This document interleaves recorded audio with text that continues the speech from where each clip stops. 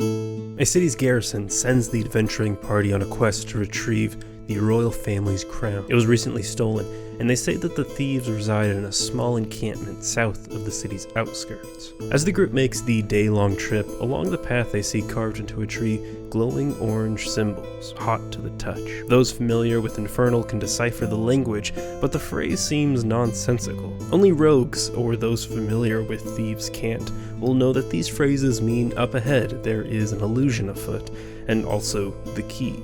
Continuing forward, the path will eventually reach a large gorge. Jagged, burnt red rocks jut out of the ground up into the sky unnaturally, almost as though this biome has been placed there, a bug chunk of land in Minecraft. The path leads directly between these mountainous cliffs into a winding ravine, and at the floor of the entrance is the same glowing text written in both Infernal and Thieves' Cant, which reads, "To get home, the key is to put on a show." Walking through the gorge for 10 minutes in a curvy south-facing line, the path abruptly ends at a cliff, which opens up into a vast area obscured past 40 feet in all directions by heavy cloud. A still eye from above watches them nervously as the group makes their way to the opening. The courageous adventurer of the group decides to dive over the edge mid-discussion, and the group can only watch as the clouds envelop him. Ignoring their party members' rash decision, the group begins discussing their next course of action when a gargoyle swoops down from a perch high on the ravine. The gargoyle thuds on the ground in front of the group, giving them a sheepish -10 intimidation roll.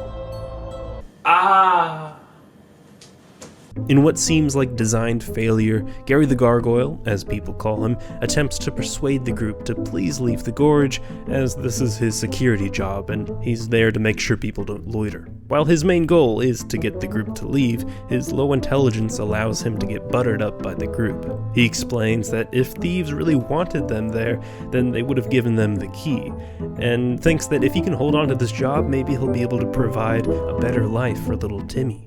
As this is happening, the daring adventurer who had jumped off the edge dived through the clouds, only to find themselves landing onto the same front entrance of the gorge. And as they dust themselves off, they can see a fresh set of hoof tracks leading down the ravine. The group attempts to negotiate with the backboneless Gary the Gargoyle until they hear the sound of light clopping and a flute begin to echo from within the ravine.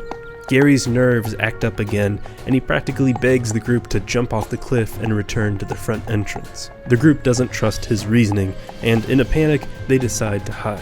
One begins climbing the wall with spider climb, another one uses druidic powers to blend into the wall, and the other hides behind Gary's large stone wings. They all wait in silence as the sweet music gets louder, and past the last bend appears a satyr, the goat-legged humanoid creature, kind of like that guy from Hercules, except this one's hot. Playing something attuned to Carly Rae Jepsen's Run Away With Me, the goat dude is kicking it into high gear, adding dance moves and absolutely killing it on the flute. As it clops down the path, the group notices its body begins to lose opacity and become transparent.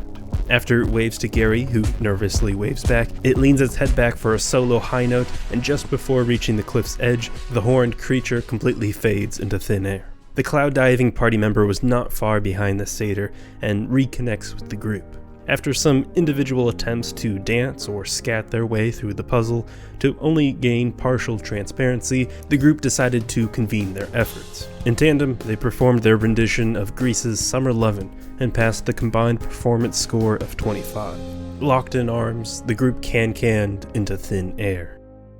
Unfortunately, Gary's turning stomach didn't allow him to enjoy the show, as his failure meant his future employment was uncertain. The adventuring group had made it into the thieves' encampment, but there was more afoot, something musical and something hellish.